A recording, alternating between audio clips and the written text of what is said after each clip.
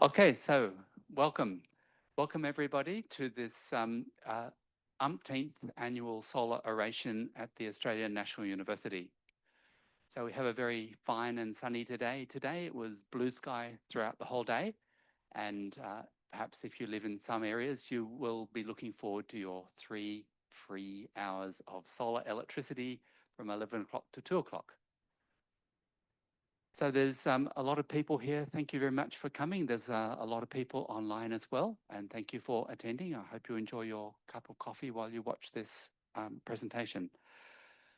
So welcome everybody, and in particular, welcome to any Aboriginal or Torres Strait Islander people here. We're meeting on the lands of the Ngunnawal people today, and I pay respects to their elders past and present.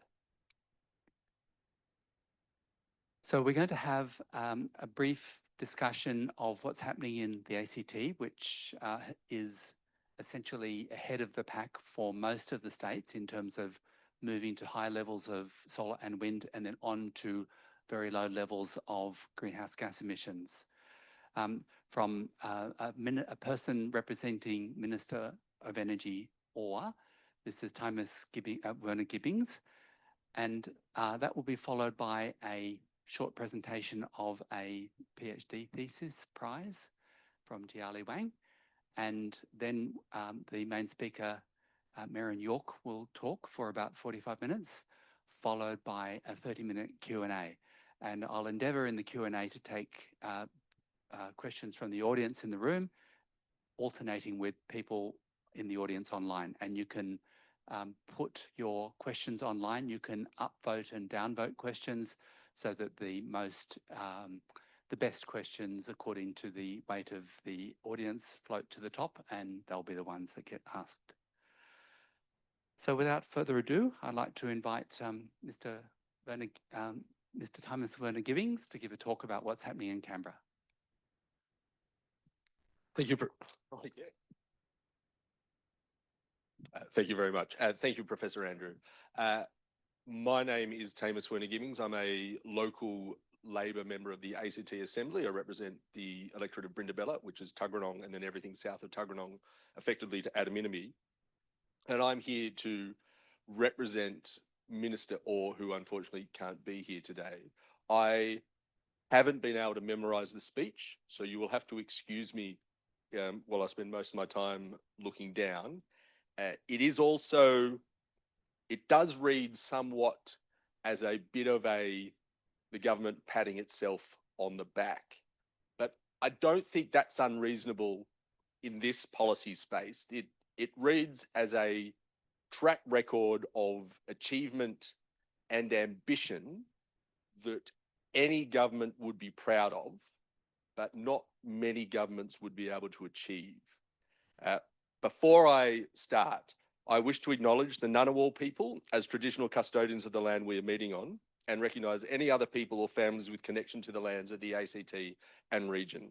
I wish to acknowledge and respect their continuing culture and the contribution they make to the life of this city and this region. I also would like to acknowledge and welcome other Aboriginal and Torres Strait Islander people who may be attending today's event. The ACT has some of the most ambitious emissions reduction targets across the globe, with the overarching goal to reach net zero emissions by 2045. And we have interim targets to keep us on track. The ACT has already made strong progress towards these targets. Our city is broadly recognised as a climate action leader. Supporting the uptake of renewable electricity has been a key pillar of the ACT government's policy success. Since 2020, we have maintained 100% renewable electricity, which has provided the single biggest decline in ACT emissions. Most of our 100% renewable electricity comes from large-scale renewable generators via the ACT's innovative reverse auction process. 1/3 of Canberra households now have rooftop solar, and the strong uptake in the Canberra community has been supported by a suite of ACT government programs. The Sustainable Household Scheme provides low and no interest loans for sustainable upgrades to eligible Canberran households. There have been 24,000 Sustainable Household Scheme loans settled, with nearly half of these for rooftop solar. Overall, the Sustainable Household Scheme has supported an estimated $89 million in bill savings and helped Canberrans to better manage their energy costs. And I will deviate from the speech just a little bit. My own experience of the SHS was when my wife and I bought a new house. Our previous house had massive trees and was not solar, wasn't possible, but a new house, we were investigating whether or not we could make solar work. I discussed it with my brother, who is far more financially literate than I. And when I told him that the loans had no interest, he seriously considered moving back to Canberra to take advantage of that opportunity. And it was a very simple opportunity, which it's not just on solar, there are many other things, and we have been able to spend an X amount on solar and then also use the rest of the loan to get a heat pump as well, which has made a huge difference to how we use power and what we spend. Canberrans can be proud of our achievements in helping to deliver a sustainable zero emissions future, but there is much more to come and much more that is needed to be done to reach net zero by 2045.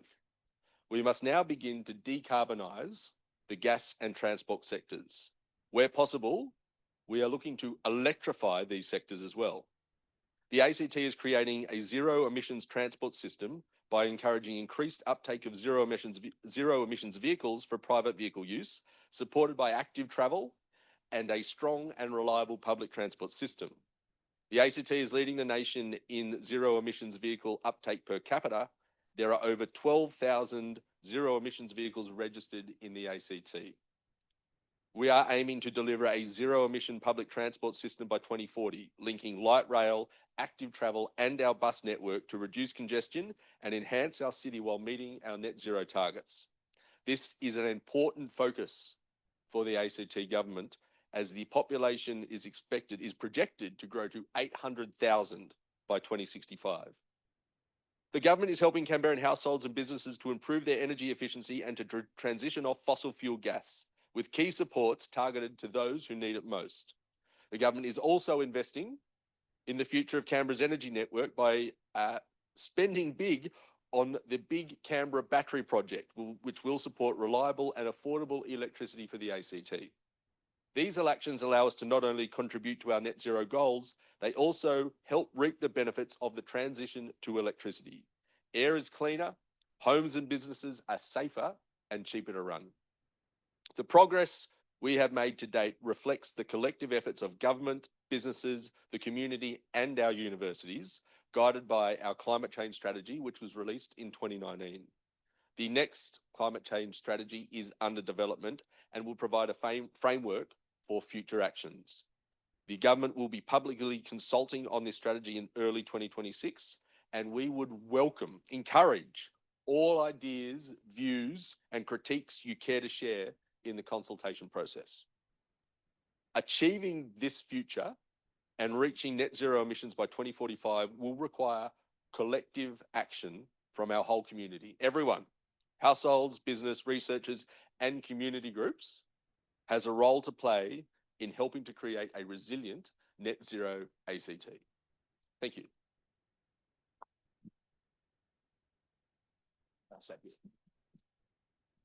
Thank you very much, and it's a pleasure to live in Canberra, where the government and the community are aligned in the notion of getting to low emissions as quickly as possible. So I'd like to invite Dr. Jiali Wang up.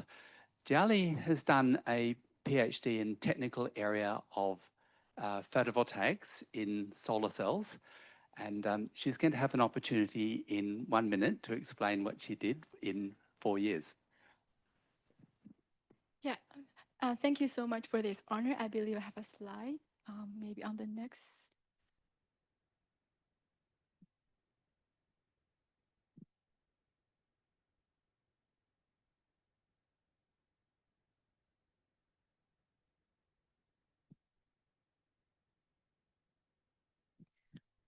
Yeah, I would like to Thanks for this honor.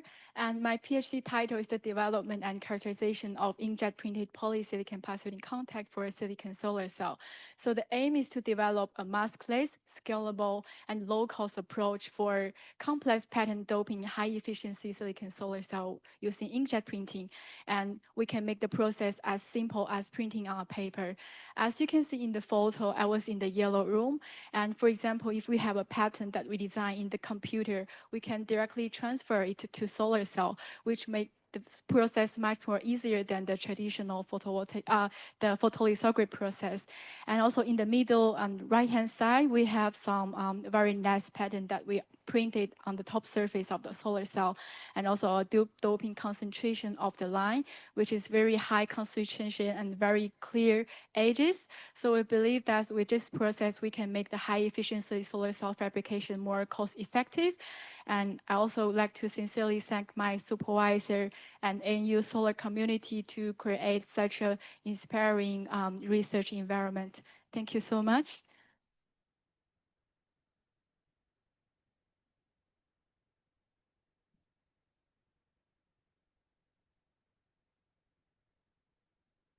Right, I wish I get it. Congratulations. So there's a group of about 50 or 60 people at the Australian National University who think about these sorts of technical details, which in the end lead to more efficient and cheaper solar cells.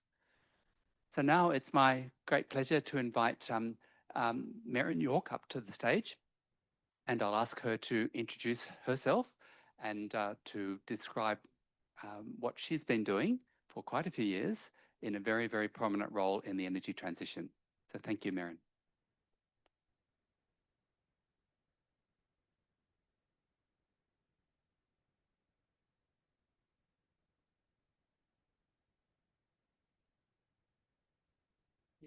That's on? Can you hear me? Yes.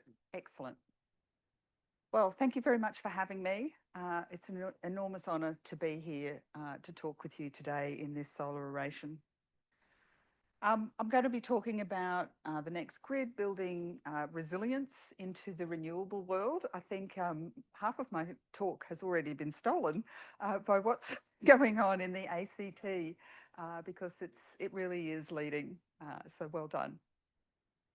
But before I jump into that, I also want to acknowledge country and pay my respects to elders and honour their continuing connection to country. It is an important aspect, I guess, in the electricity and the energy sector that we do recognise the role that they play and the importance of their connection to country. So I thought I'd just start initially by talking about what the energy transition is. So we've got a common view of what we're talking about when we refer to the energy transition, and then get a little bit into, well, what really happens in real-time power system operations, because we need to keep the lights on, basically, and the power flowing because our lives depend on it, our lives, our livelihoods, our industries. Without electricity, life is actually pretty grim, and we know that there is increased mortality and morbidity when we don't have electricity supply. And then some of the key aspects: reliability, power system security. Some of these are a bit technical. I'm a power system electrical engineer by background, so making sure that the power system is actually going to work is something that I've spent most of my life doing, and it's super interesting, which is why I've stayed in it. And then consumers and technology. Well, how do they contribute? What's going on there? Is this going to help, hinder? What's the solution? And who's involved? So a little bit of a rapid run through. I will start by saying most of the examples I'm going to talk about are related to the interconnected 5-state system, including the ACT, which is part of course, of the New South Wales electricity market region. And so it is applicable, but it is going to be mostly from those areas that I'll give these examples. So starting off with, what is the energy transition? So we talk about changing from mostly synchronous generation to mostly asynchronous generation, which is moving away from traditional, largely coal-fired power stations to a lot of inverter-based resources. They have quite different characteristics. I'm going to talk about that in a bit. we'll have historically a relatively small number of these, maybe about 100. And now in the future, we're going to have a lot, like many more than 1,000 that would be connected to the main grid. So it's an order of magnitude higher. We used to have steady fuel source, coal plants, coal power stations located largely right next to coal mines, because that was where it was efficient to build them. And in the future, we're going to be relying on this variable source, solar and wind, which we're not in control of. You can't stockpile solar and wind. You have to use it as there's solar radiance or wind or not. And we had almost no generation behind the meter. So in people's houses or in small industrial precincts, you know, maybe 100 to maybe 1,000. And now we have a huge amount of generation behind the meter. Across that interconnected 5 states, there is already more than 4 million rooftops. We talked about what it was in the ACT, a third of the households. If you think about that on a larger scale, there's a lot of solar rooftops. I think it runs currently at about 4.2 million solar rooftops. Now, why have I introduced a plane? Of course, it's going to be an analogy, right? This is deliberately a 747. Why a 747? Well, they reach end of life and they have to get retired. And guess what? Our coal plants will reach end of life and they will retire. And so all of that energy that comes from those coal plants needs to be replaced with other sources to generate electricity. And mostly that's solar and wind. Many states have renewable targets, emissions reduction targets, and that's how they're achieving that, through renewable generation. We also have some hydro. So the way I think about it is we've got 4 engines on this plane. We've got to replace effectively 2 large coal plants with a whole bunch of solar and wind plants. You have to suspend reality about the wind for a minute, but bear with me. And then on the other wing, we're going to replace those 2 big engines with, I don't know, let's say it's 2 million solar rooftops. And we need to keep the plane flying. We need to keep it steady because we have to keep the lights on. Is that a challenge? Anybody think that's a challenge? Easy peasy. All right, so what are some other things that are going on in the energy transition? Well, we started with the changes in electricity in the mid-90s with the introduction of the competition reforms. We had probably hundreds of pages of rules and regulation to make sure everything worked as we introduced the market. And now we have thousands of pages of rules and regulations. And we have all jurisdictions in that interconnected system doing their own thing over and top of that. And that's not a bad thing. It's just different. Each state is doing something different, some the same, some different. We also have, with all that solar and wind and different parties, a real change in the ownership. And that's relevant because some of these parties who own solar and wind farms think about it very differently. So when I think about an asset management plan, say, I'm thinking about the physical asset. When some of these owners, which might be superannuation funds, your superannuation fund, think about an asset, they're thinking about a financial asset. So they're not really thinking about a maintenance plan. They don't really have an engineering department. They are genuinely more financially oriented. Of course, they want their asset to be well maintained and looked after because that delivers their financial outcomes. But it's just a very different mindset. Historically, we haven't had that intersection really between energy and climate. But of course, when we look at the ACT, a lot of what's driven into the energy changes is driven by a desire for climate outcomes. And that's the same in a lot of other places. So there's a very strong interconnection. We haven't had consumer involvement in the past, whereas now we need it. We've got this massive generator on people's roofs that needs to work with the power system. And we didn't really build a lot of new infrastructure in electricity in the past, whereas now there's solar and wind farms seemingly all over the place. So there's a lot more communities involved. There's new transmission lines required. There's batteries Some people like these things, some people don't. But there's a lot more awareness and involvement. And we used to be okay to have electricity and gas and liquid fuel as part of our energy mix. Whereas now, and you mentioned it for the ACT, these targets to decarbonise gas and transport through electrification to be renewable, because that's where we can get the renewable source. So it's a big shift. This is more of that energy transition. So back to the plane. Not only are we changing out these engines, keeping the plane flying, but in decarbonising other sectors through electricity, like gas and transport, we're making the plane twice as big by 2050. And we've still got to keep it flying, still got to keep the lights on. We're going to have 10 million solar rooftops running the engines on one wing and thousands of wind and solar and batteries running the engines on the other wing. And we've got all that change of ownership, many more people to be involved, many more communities that are trying to work this out. How do we feel about this challenge? Yay. It's exciting, hey? All right. So now we turn to real-time power system operation. So every second, this very second, every second of every day, we have to have the power system in balance. It's an amazing thing that the power system actually works. I'm still always excited that this actually works. And of course, there's a lot of history associated with why it works. It's your genuine system of systems. So many systems working together to make the whole power system work. Every 5 minutes in the electricity market, there is a calculation that's done. 5 minutes look ahead at what the demand will be, and 5 minutes look ahead to how many generators need to be dispatched, what they're all doing, making sure it's all in what we refer to as security constrained economic dispatch. So we want it to be the least cost, and that's based on bids that people actually bid in every 5 minutes of every day, and they can rebid and change those things.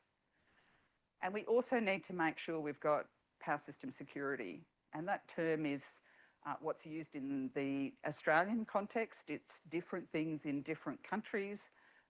In New Zealand, for example, power system security be referred to as power system health.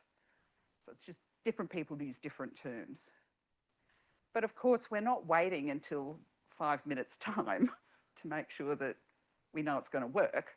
We actually need to think ahead. So there are a series of things that are done over different timeframes to make sure that by the time we get to this second or 5 minutes ahead, the power system is going to be okay, because we need to keep the lights on, we need to keep the plane flying. So starting at the bottom is real-time dispatch. So that's now. 1 day ahead, AEMO will run what's referred to as pre-dispatch, thinking about whether there's enough stuff out there that's going to work. 7 days ahead, sorry, that's not quite come through right. 7 days ahead, a short-term projected assessment of system adequacy. There's a 2-year look ahead.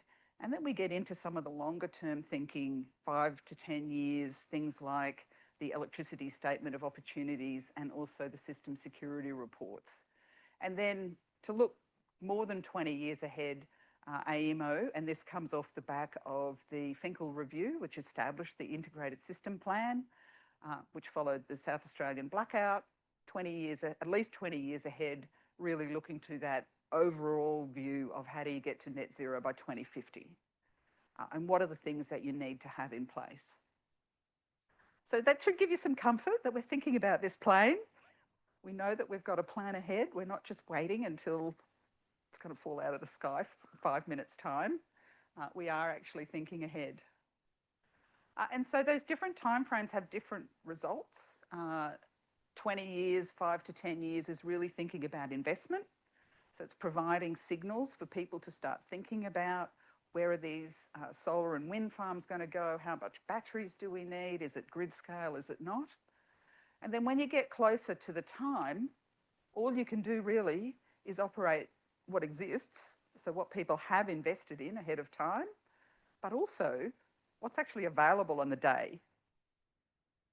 So it's not just what's out there that could operate, but what's actually in a position to be able to operate on the day. So it might be having planned maintenance, it might be having a problem and it's just offline.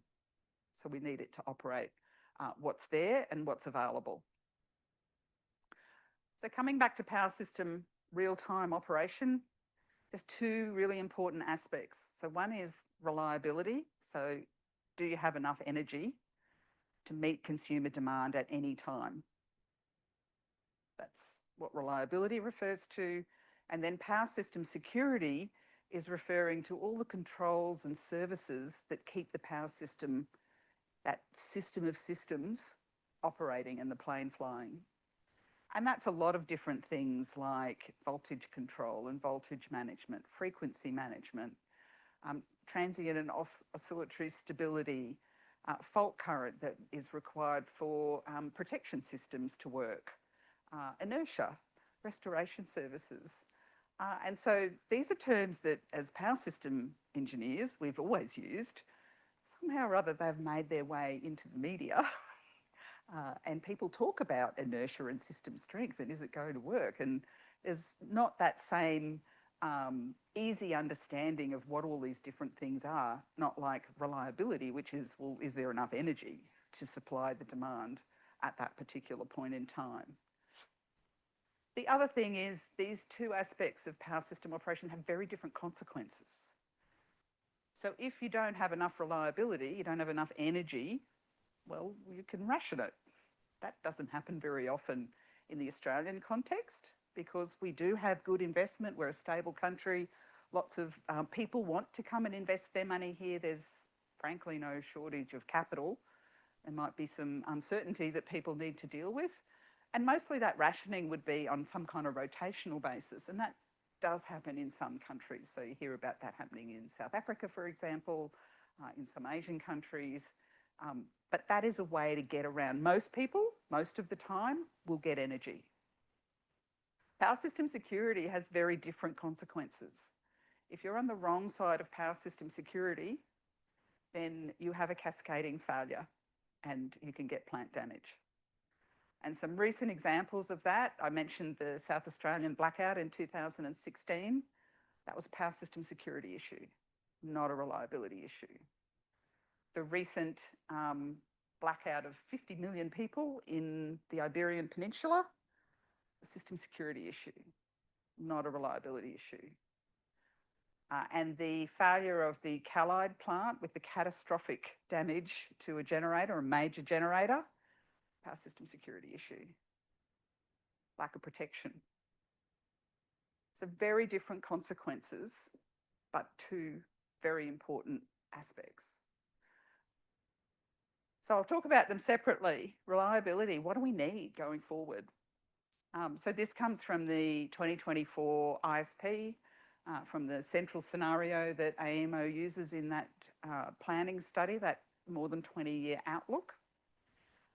You probably can see there's a slight grey on the left-hand side of that chart. That's where we're up to. So around 2025, you can see the changes that we've made. Coal plants, black and brown coal plants reducing at the bottom, more solar and wind, and the pale yellow at the top is the rooftop solar. You can see there's been quite a lot of that coming in.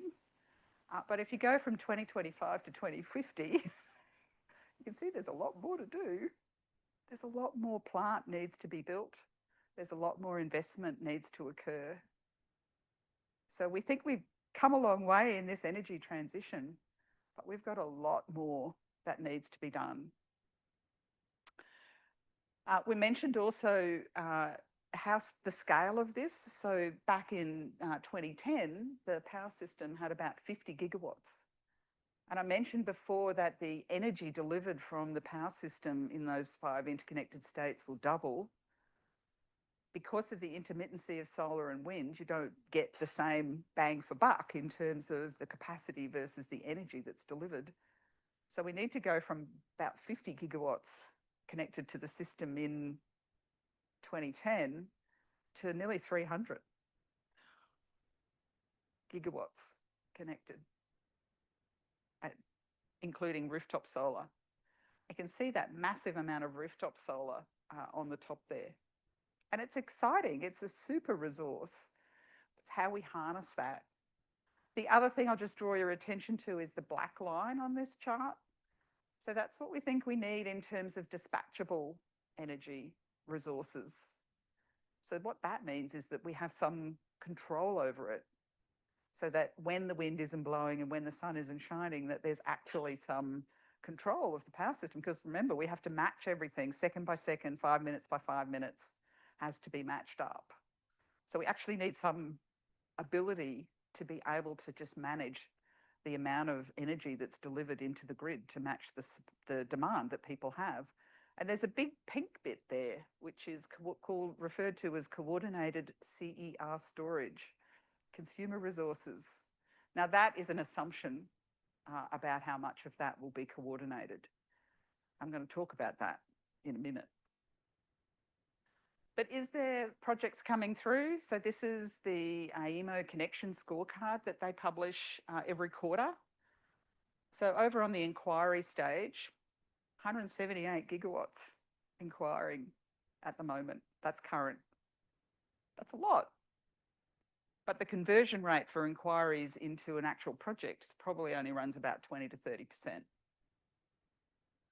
When they get to application stage, the conversion rate bumps up to nearly 90%. So if people are making actual applications, they're investing quite a lot. They've probably got a manufacturer on board. They will have their EPC arranged. They might have finances arranged.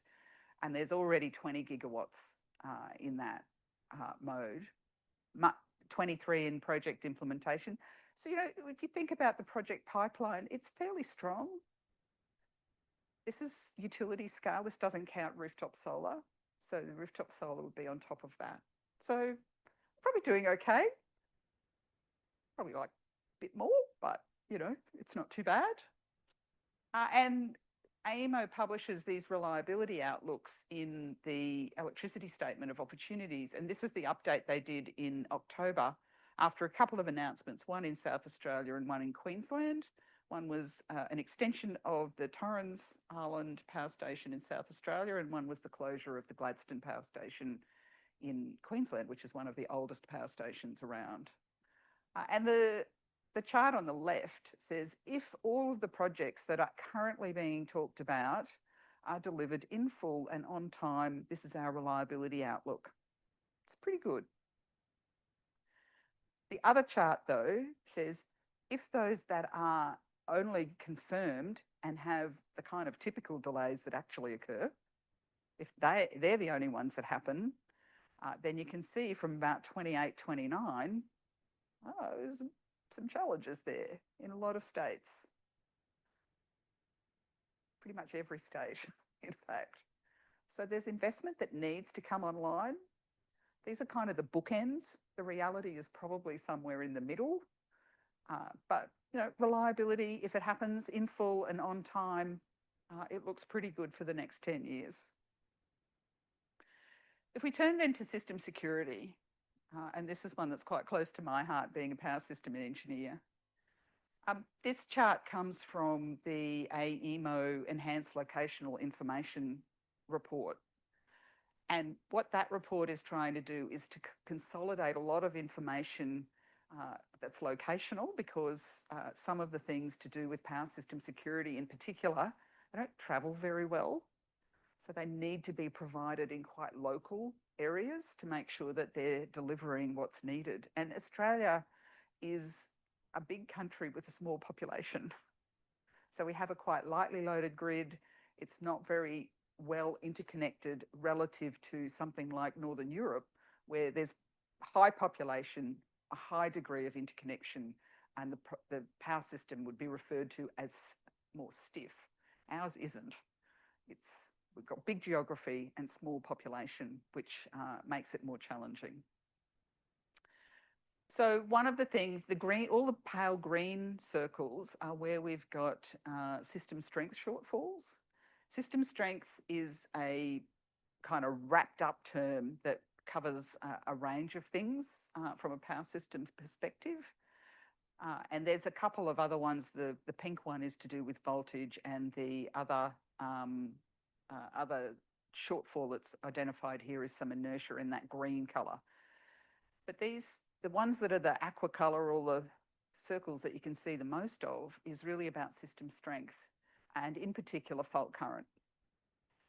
And one of the things that's really important is to make sure that we have enough fault current. So I just want to take you on a little deep dive about what fault current is and why we need it. So faults occur on the power system. Might be a car runs into a power pole and the line falls down. It might be a tree in a power line.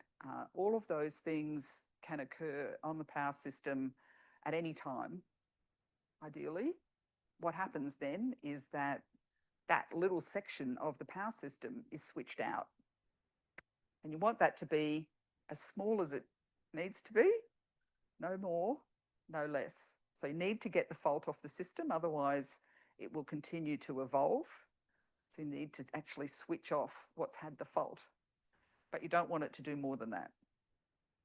So when there is a fault, a lot of current flows into the fault because it's a short circuit. It's kind of like in your house when your toaster or your kettle or something like that has a fault.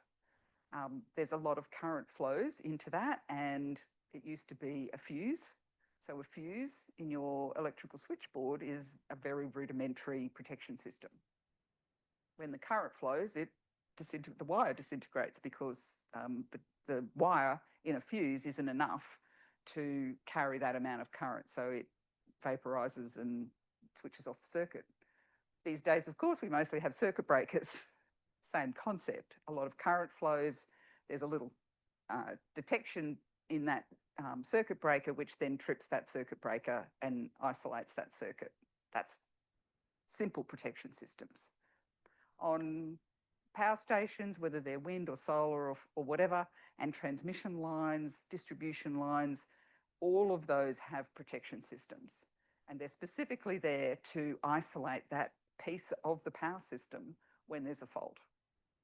And we want them to do that, absolutely. Because if we don't do that, then we'll get that cascading failure and there'll be much broader consequences, much larger areas that would be blacked out. So the power system that we have at the moment has been developed over decades. That's how it works, because it's a system of systems of systems. And so we know how that works and it's quite predictable. And part of what is predictable is getting this fault current from synchronous generators. So as the number of synchronous generators reduce and they're replaced by asynchronous generators in the form of inverter-based resources, they operate quite differently. That inverter-based resource has a piece of software that looks after how it works. Your synchronous generator doesn't. It just runs. It's a spinning machine, and a lot of current comes out of that when you have a fault. Whereas in a inverter-based resource with the software, it's the software that determines what current will come into the system. And so they operate quite differently. They only provide the services that the software tells them to. Does that make sense? Excellent. So why is that important? So I'm very much into this what, so what, and now what. So what? Why is it important that there's those differences? Well, we're relying on synchronous machines to provide that fault current at the moment. This list on the right-hand side is the way in which AEMO configures the power system to make sure that there's enough fault current at every second of every day, all the time. If they don't have enough fault current, then we can't guarantee that protection will work. And when we have a fault, which can occur at any time, we could be having a cascading. We're on the wrong side of that power system security equation.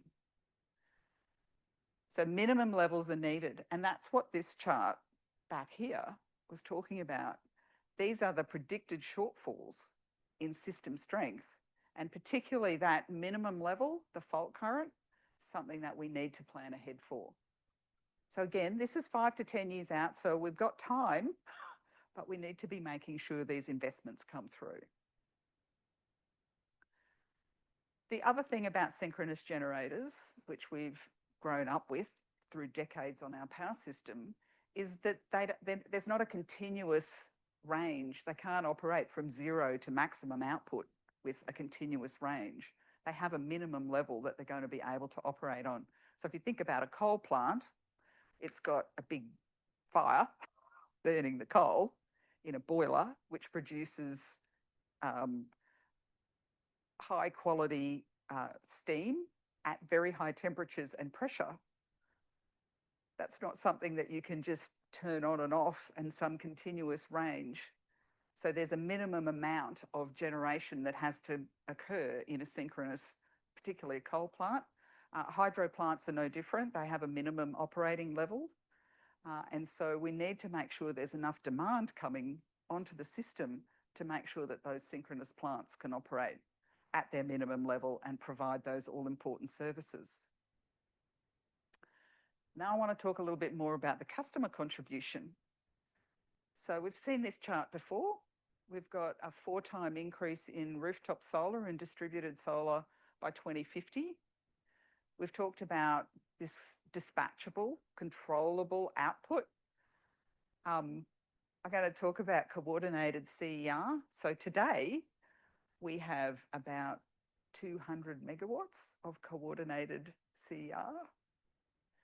AEMO's forecast has 3.7 by 2030 and 37 gigawatts by 2050. That is not happening at the moment. So if that's not there, then that level of dispatchable output is still required, and it would have to be provided by something else, which of course is a missed opportunity. So I don't want anybody to leave here thinking that we're not going to have a secure power system, because we are, because we will always make sure we've got that security constrained economic dispatch. But if we aren't using these kinds of resources, then there's going to be investment in other kinds of resources, which of course costs more. So that's why it's important. We also know, continuing the so what, we also know that solar all operates largely at the same time. So I'm sure there's a lot of people here that have heard of the duck curve. This is the duck curve, with the belly of the duck in the middle of the day, really reducing the demand that's delivered through the grid.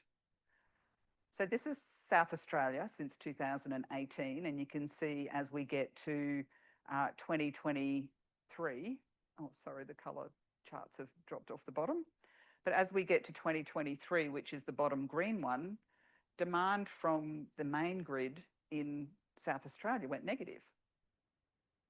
So how do you keep synchronous plants on with negative demand from the grid? Well, it's okay, but it's just South Australia. South Australia is a relatively small part. So the other states can actually help out. So it's not negative in Victoria at this time.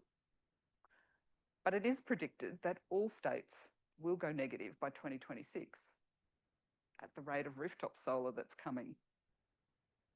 So how do we keep the synchronous plants on 2026 when all states are negative? That's a bit of a dilemma, isn't it?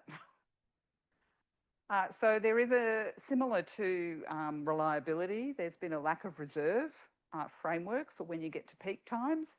There's also a minimum system load framework that's been introduced so that we can predict these things in real-time operation and different actions that will be taken by the system operator, by AEMO, when we get to these points.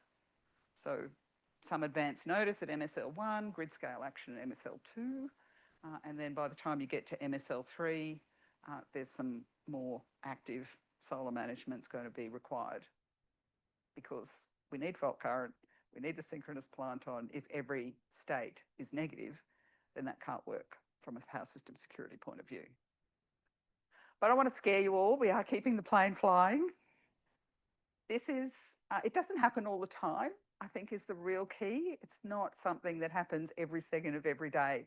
That would be very difficult to manage. So this chart shows the number of days in a year when you have varying demand. So over on the right-hand side, we've got kind of the peak demand days. So this would be in here, it's in the winter, you're going to get your peak demand days. In Queensland, it's very much in the summer.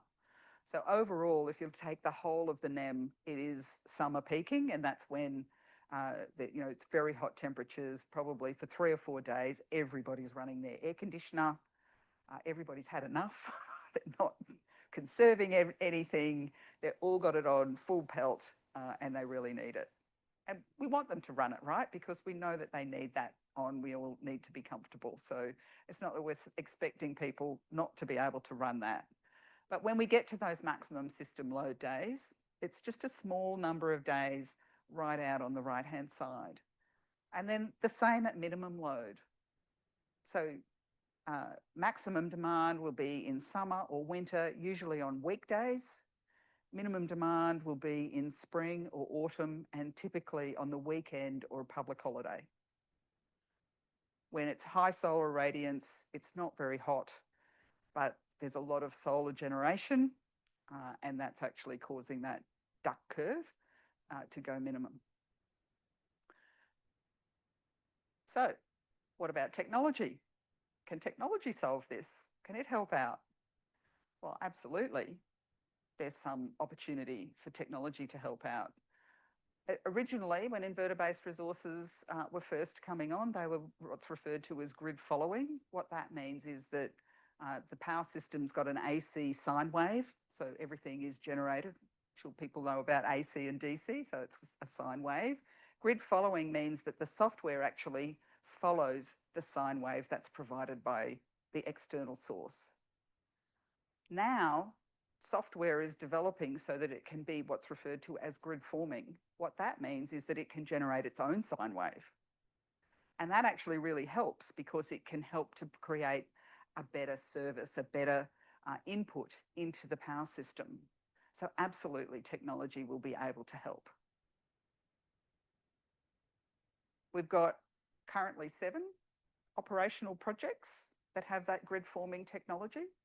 So it's kind of early days, but it's very promising. 60 in the pipeline.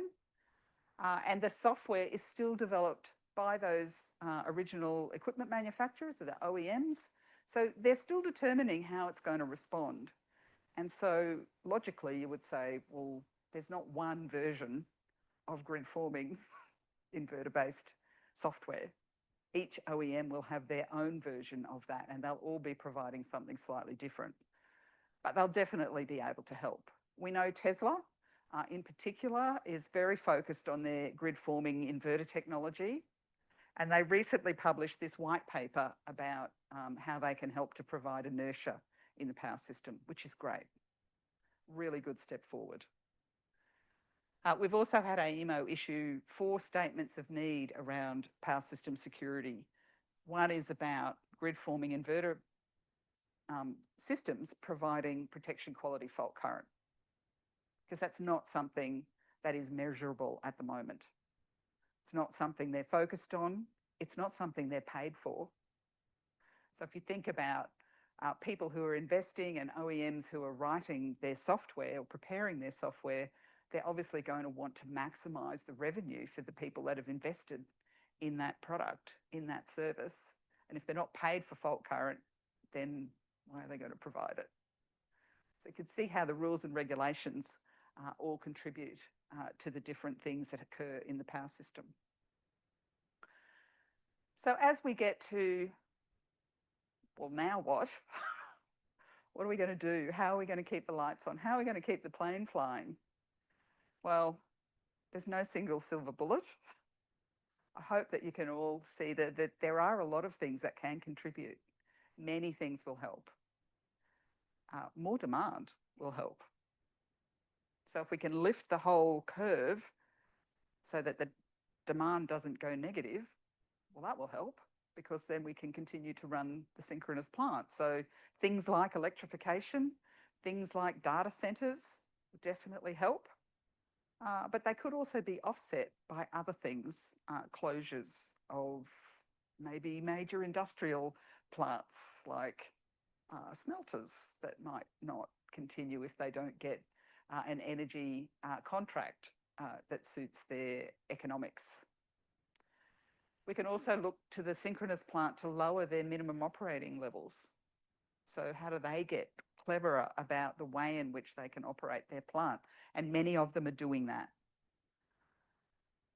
We can also see if we can get synchronous plant that doesn't actually generate energy, but can provide some of these other services like fault current, like inertia, like voltage management. And so they're things like synchronous condensers. That's not new technology. You can put clutches on gas turbines so you can disconnect the generating part, but you can still spin the machine. You can retrofit units, like some of the Snowy units could be retrofitted to operate as synchronous condensers. Some of them do, some of them don't. You can actually help to do that. And one of the big ones, which is quite topical at the moment, of course, is load shifting. This is going to be really important. So you could charge or pump for large-scale energy storage. You could also flatten the duck curve by having that coordination of those consumer energy resources with incentivised EV charging or home battery charging to sop up the minimum. So instead of what would be referred to as a passive system, where your solar panels start to generate, you've got a battery, as soon as the sun's up far enough, it charges your battery. So by the time we get to the bottom of the duck curve, you've got no more demand. If you can delay your charging and just charge at the time when the minimum would otherwise occur, you're actually helping with the power system. And that's what people are often able to do through things like virtual power plants. But the challenge with some of that is people don't want to give up control. And then, of course, there's technology development. So we can get to those inverter-based resources and other technology developments that can occur and can actually help to deliver. And then who's involved? I think you said it beautifully, everyone. Everyone's involved. It's not just power system engineers. Yes, we can talk about the kinds of things that need to happen, but everybody is now involved in the power system. Everybody who's got solar rooftop. One third of all houses here in the ACT, 4.2 million households across the eastern states of Australia. That's a lot of people that can contribute and make a difference. We certainly need investment. And one of the things that we know in the power system, and which we've seen over the last, at least 10 years, is that uncertainty stifles investment or makes investment harder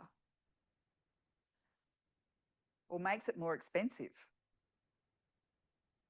So how do we make sure that we've got really good certainty and predictability for those parties that are willing to come here and invest their money, whether it's your superannuation fund or whether it's other types of investors that want to come and make sure that they're contributing.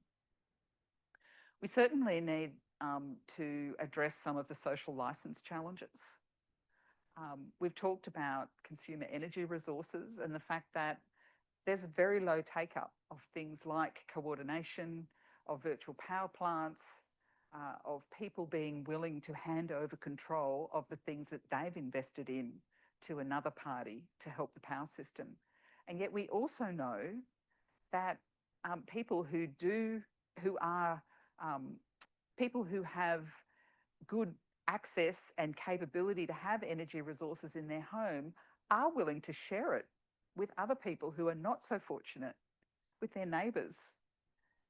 But how do we make sure that that's facilitated in a way that actually helps the power system, not makes it harder for the power system, for our system of systems? How do we get the hearts and minds of people to help with shifting, like simple things like load shifting? There are definitely policies that will help with that, and we saw the free energy announcement. I know the retailer that we're with at home offers free energy in the middle of the day, which is all about incentivising load shifting. That's such a simple thing. We know that we also need to have social licence for energy infrastructure investment and development, just more generally. We know that solar and wind generators are located where there's high solar irradiance and where there's wind, strong wind. That is not in the same places as where there's coal mines necessarily. And so there does need to be different grid infrastructure built as well.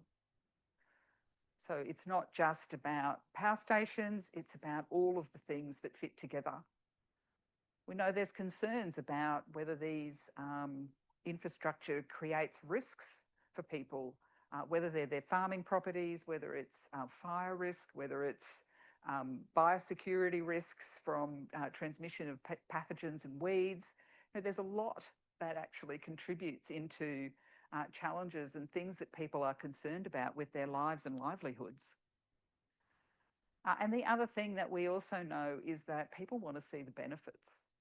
So those who host infrastructure need to see benefits flow directly to them and their communities.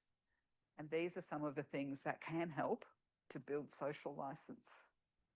But it's tough out there. There are many people who will want to challenge, and the people who challenge are often the more vocal ones. And we were talking about that just in the nibbles before, that sometimes it is vocal people that actually are more opposed and more vocal in their opposition. It doesn't mean everybody's necessarily opposing some of the infrastructure, but there is a social licence challenge right up and down the supply in the power system that we need to be focused on. From my perspective, I think it'd be really good to see that we can take a pragmatic approach.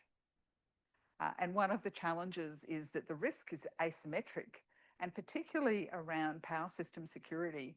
Mentioned before, if you're on the wrong side of the power system security curve, it's not just a bit of rotational load shedding, it's a cascading failure. A la South Australia, a la the Callide generator, catastrophic failure, a la 50 million people blacked out on the Iberian Peninsula. So that risk really needs to be managed in a way that you don't get too close to that edge. We also know from a power system operation perspective that when these things happen, it's not just one thing that's caused it. It's a sequence of things that occur. So it could be a couple of generators are on planned maintenance. One has some kind of problem with its boiler, usually a tube leak, and then suddenly you're in a shortfall. You haven't got enough synchronous generation on the system, or you haven't got enough voltage management, which of course was part of the Spain incident, where you haven't got enough voltage management, and once you start to lose a power system, there's no arresting it. It's all over, and then you're into restoration. So that risk is really asymmetric, and we need to build in resilience to make sure that we can manage that and manage the unpredictable things. And the last point I've got there is about market solutions. The Hilmer reforms that came in with competition reform in the mid-90s were very much oriented around an excess of supply and competition driving more economic outcomes. And so the economics of that, which is fantastic, and we want to make sure that we're delivering cost-effective solutions, because unaffordable energy will not deliver great outcomes for Australia or any other country if it's uneconomic electricity supply. But market solutions for things like power system security services may not deliver solutions in the timeframe we need it. We need that certainty. We need to know it's going to be there. If we think about all states reaching negative demand from the main grid in 2026, that's really not very far away. And investment already needs to be getting in place to make sure it can be there by 2026. Or load shifting needs to be happening. So it's a multitude of things that need to be delivered to make sure that we can get that power system occurring. And there's also supply chain challenges. So this energy transition is not just happening here in Australia, surprise, it's happening all over the world. So everybody is looking for things like synchronous condensers. Saudi Arabia just placed, about 3 or 4 months ago, placed an order for 42 synchronous condensers. Just build in resilience. These are not things that can happen in the Australian context because it's just not centrally managed in that way. Market solutions are trying to deliver some of those things. So an order was just placed in New South Wales, the first order for St Collins for 10 for New South Wales to be delivered over the next 10 years.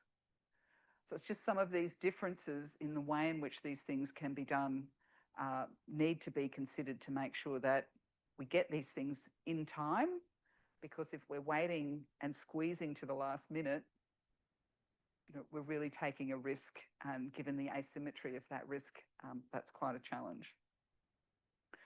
So last slide, back to the plane. Who's feeling comfortable that this plane's going to stay in the air? Oh, I'm getting a few things like this. Of course, we all know how important it is. We all know how important it is that the plane does keep flying. Electricity is really an essential service. It makes our lives and our livelihoods and the economy work. And so we do need to make sure that we are considering this. There are a bunch of power system engineers out there thinking about these very issues, both from a reliability point of view, but also from a power system security point of view, to make sure that this plane will keep flying. We will change out the engines, we will keep it going in a straight line, and it will grow to twice the size, but it's all going to be fine in the end. But please, if you can help in any small way, it's really important that we do all work together to make sure that we can keep that plane flying and the power system operating. Thank you.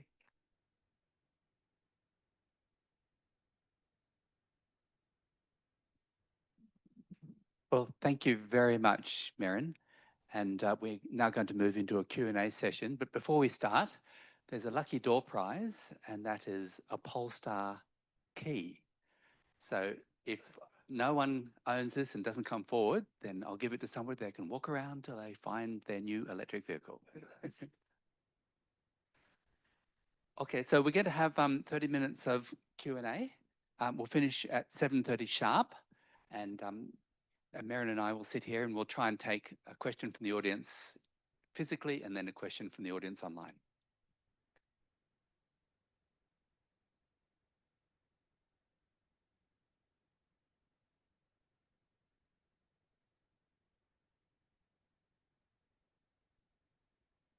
Oh. We've got a question. Aspiration is great. However, what steps are being taken to correct this?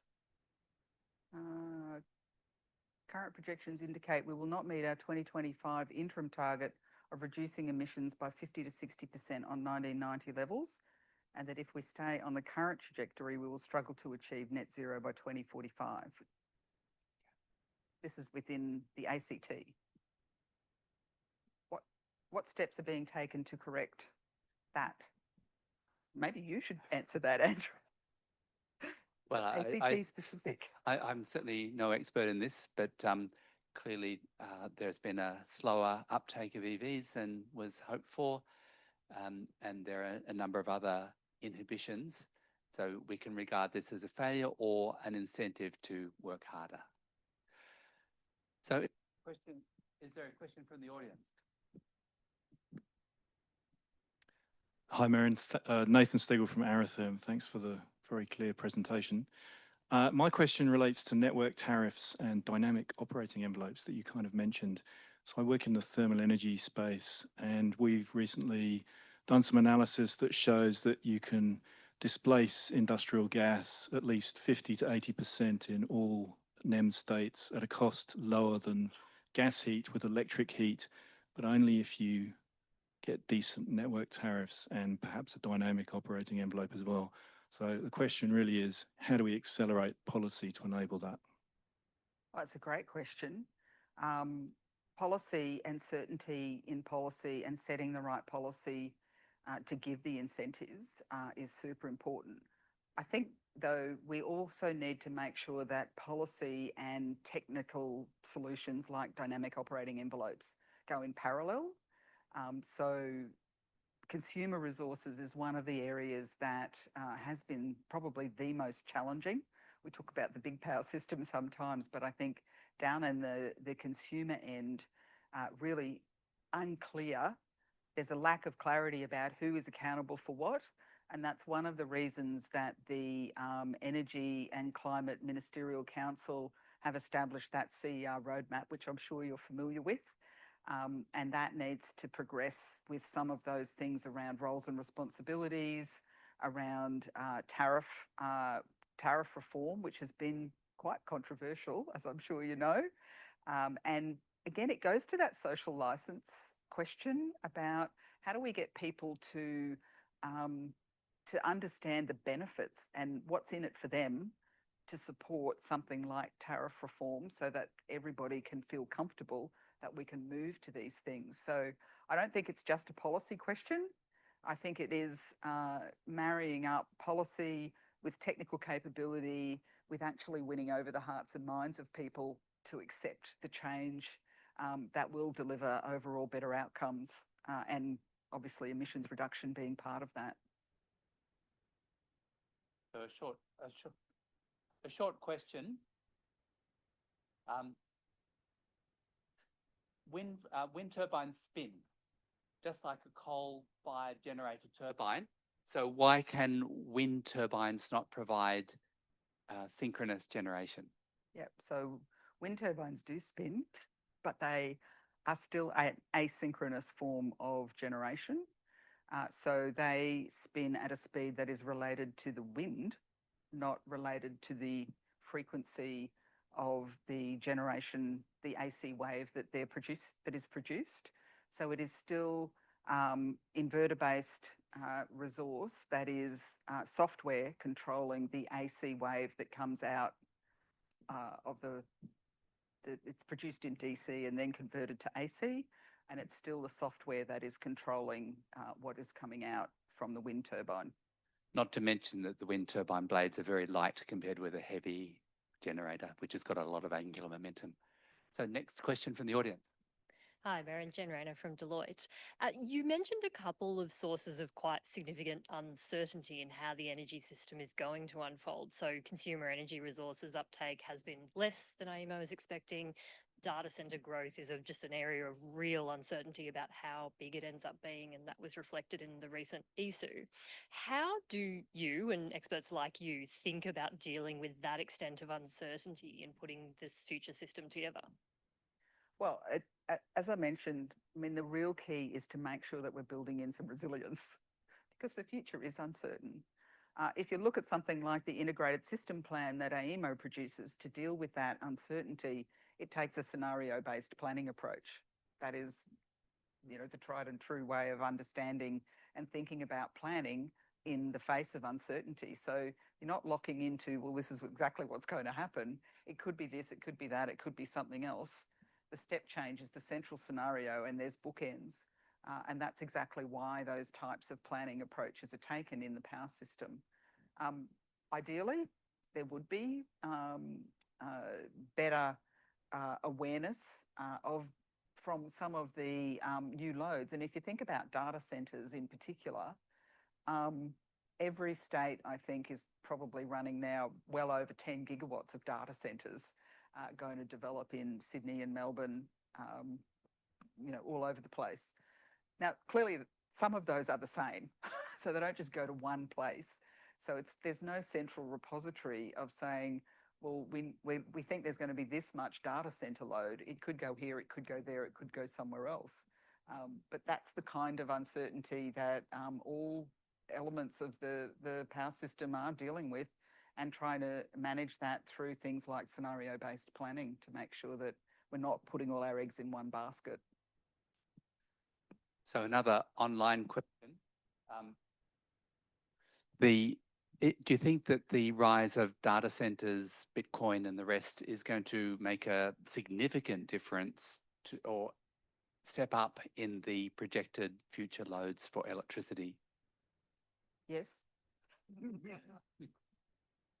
How significant is the big unknown, but there's all indications are that there will be significant load from data centres.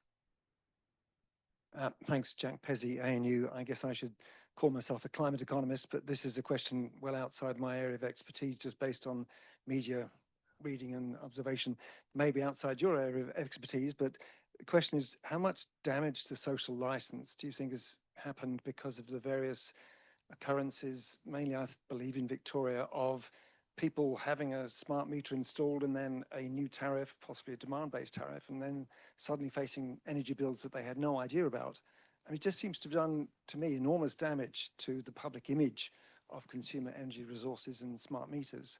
And maybe more to the point, is what do you think is best, the best ways of repairing whatever damage there is? For example, in some way reforming energy retailer governance so they can't do that kind of thing? Yeah, it's a good question.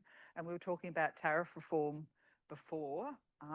We certainly need to make sure that people are not surprised. I think that's one of the biggest challenges, when people don't understand what's coming, and that they do end up with a surprise that they weren't expecting. So some kind of awareness and communication to make sure that people do understand what's occurring prior to some of the changes. And then I think it's also about, like we were talking about before, how do we line up, what's policy, what's technically capable, and what is the acceptance of some of those things. That can take time, and some of the challenges that we have to build in that resilience will be challenging to do in that time. So I think there's definitely a role for many parties, including retailers, to do a really good job at making sure that people understand what's coming. So Australia is #1 for rooftop solar per capita, #1 for solar generation per capita. It's a physically isolated grid. It's about #5 or 6 for wind per capita. How important do you think Australia is as a global pathfinder on the road to 100% renewable energy and very low levels of fossil fuel use? I think Australia is well out in the front pack. I think there are a lot of things that other countries want to learn. There's things that other countries want to avoid that we've done. So one of the things that AEMO does, which is really fortunate to be able to do, is they're part of a independent system operators network. And so that is the 6 largest system operators in the world, making sure that they're learning from each other. And so particularly around power system operation and market operation and things like power system security is all things that they're really willing to share. So for example, when I was working at AEMO, we had some people out from CAISO, which is the Californian system operator, and we were talking about the connection process that we run here in Australia, where we do a lot of very detailed analysis at electromagnetic transient level. Now, some of that is required, maybe not all of what we currently do, and they were actually talking to us about, they don't do any, I'll just say.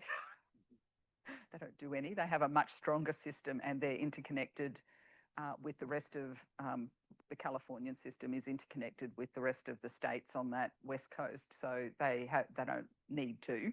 But they were talking to us about what would be the threshold that would occur that would drive them to need to get into electromagnetic transient level analysis. And it was a really interesting way to turn it back on us to say, when would we have enough confidence that we don't need to do that? So there's things that we can learn by looking at the reverse of what they're doing and why they don't need to do some of those things. Sorry. Thanks, Merryn. Just a quick question about snowy hydro. How important is that in Australia to our future power needs? The existing snowy The hydro system that's being developed, yeah. Well, the system that's being developed. Oh, Snowy 2.0? Sorry, 2.0. It's certainly an input into all of AEMO's planning. So it's assumed that it will occur as an input, given the level of development that it's at.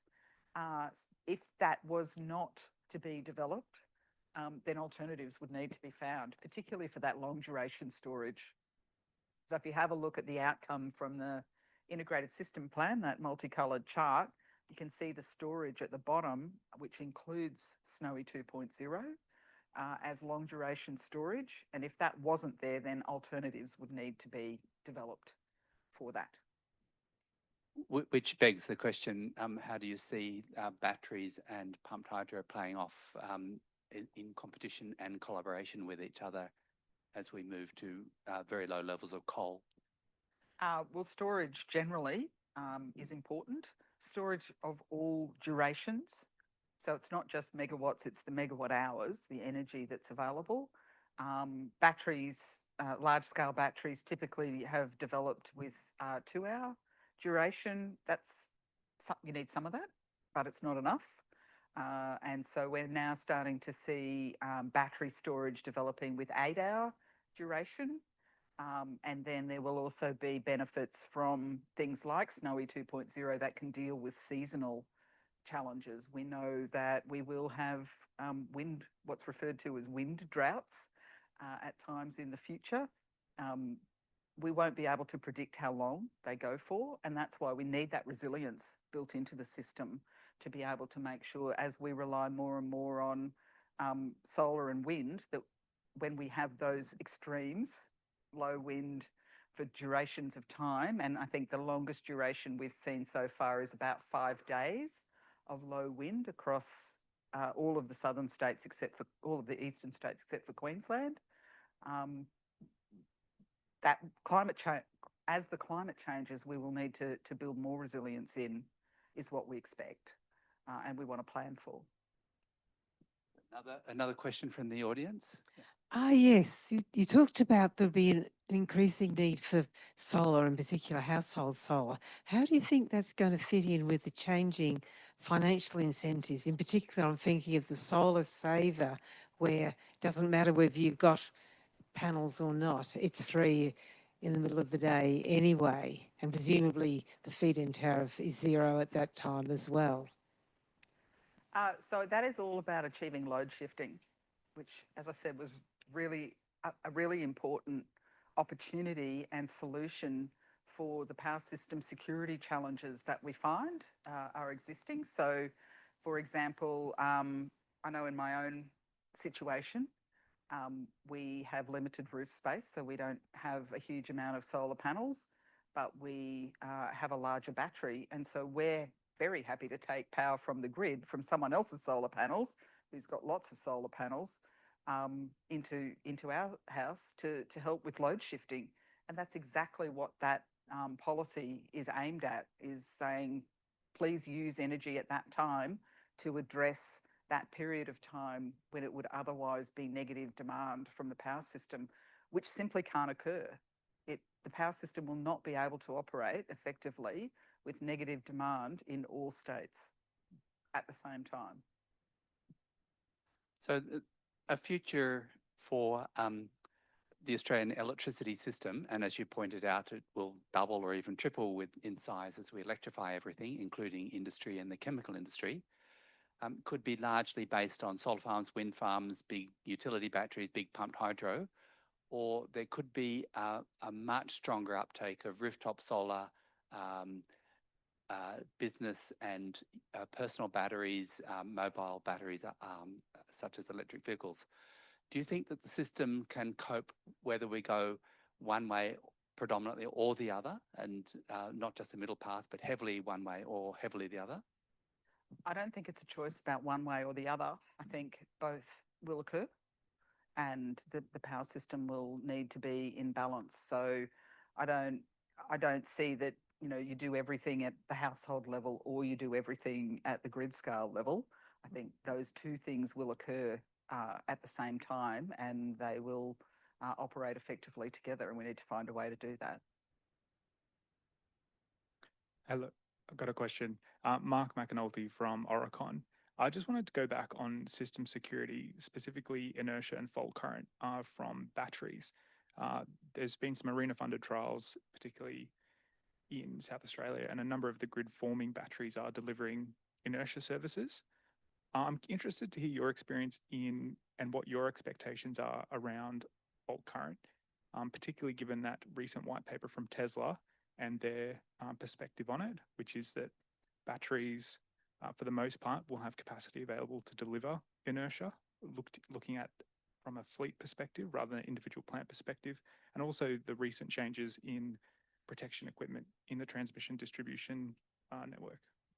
Yeah, so inertia is definitely something that grid forming batteries can provide, and that's reasonably well established now, and particularly around very fast frequency response. And there's a substitution opportunity between very fast frequency response and inertia. So in that chart I showed from the Enhanced Locational Information report that AEMO does, there was only one inertia shortfall.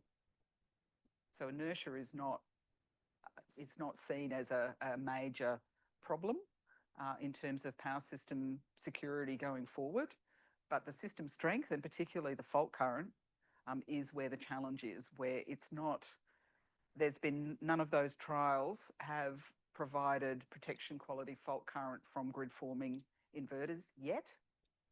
And that's why AEMO has put out that call through the Improving Security Framework rule change that came out to run a trial to see whether grid forming inverters can provide protection quality fault current and to what level. So whether it's 1 for 1, 1.2 for 1 in terms of MVA, or whether it's, you know, 3 or 4 times like synchronous plant can. And that, of course, will be controlled by the software. So it's a developing space. It's a super opportunity, and definitely something that needs to be explored.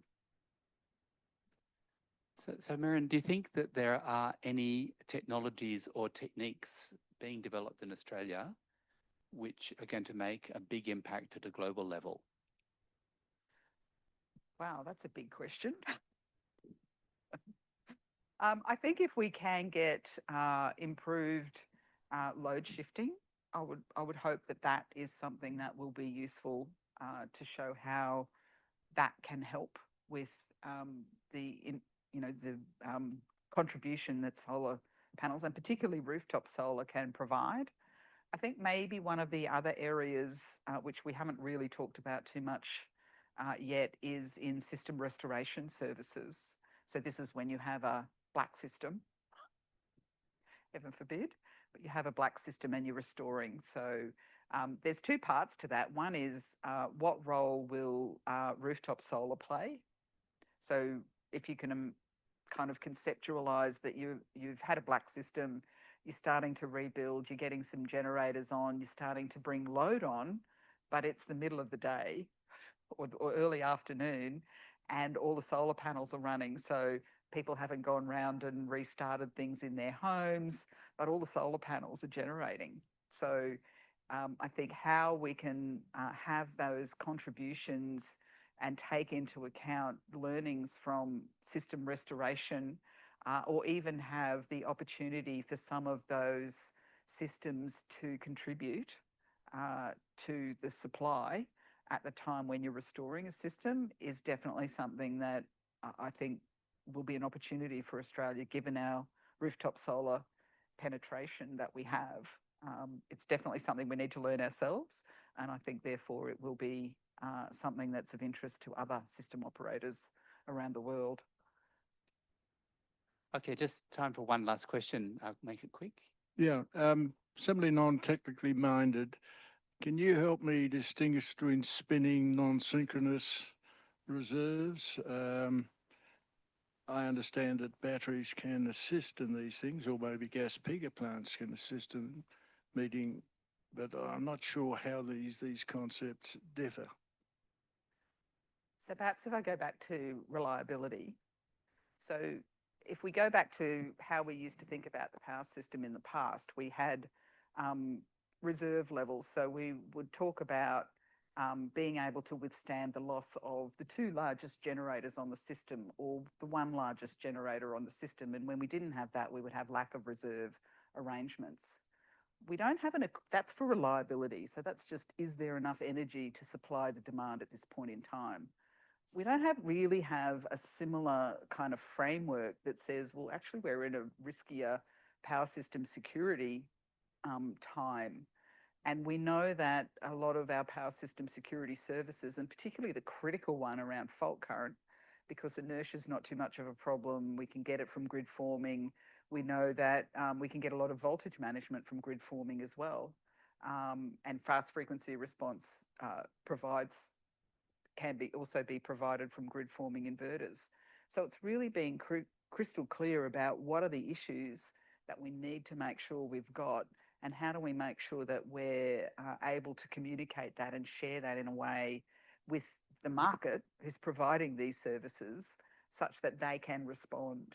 So that's very much what the lack of reserve framework is about. You know, it's providing information out into the market so that the market has an opportunity to respond, or the people that own the plant that can respond, you know, can take those messages and actually do something different in the way in which they plan their maintenance or run their plant or put something back in service, you know, minute by minute, day by day. That's why we have that framework of providing those signals ahead of time, 1 day ahead, 7 days ahead, 2 years ahead. That's exactly why those signals are there, to help people respond with the plant that they have available. Spinning reserve is a term that probably isn't really used in the modern day power system operation. It's really what level of disruption on the power system could be withstood. So it's just a bit of a different concept. Just part of the evolution of power system operation. And a last question from a non-technical point of view. Do you think that this transition to solar and wind, with all the support services that are wrapped around it, is pretty much inevitable, or could a future hostile government put the brakes on and even go into reverse? Well, all information that is available in something like the Gen Cost report from CSIRO indicate that solar and wind is still the lowest cost form of generation. So long as they continue to be the lowest cost form of generation, then that's what's going to get invested in, and that's what's going to come onto the power system in the absence of a policy direction that would take a different course. As is happening in a certain country. Well, I want to thank you very much for an excellent talk and very good question and answer session. And thank you to the audience for coming, both physically and online. And I wish you all safe travels and good night.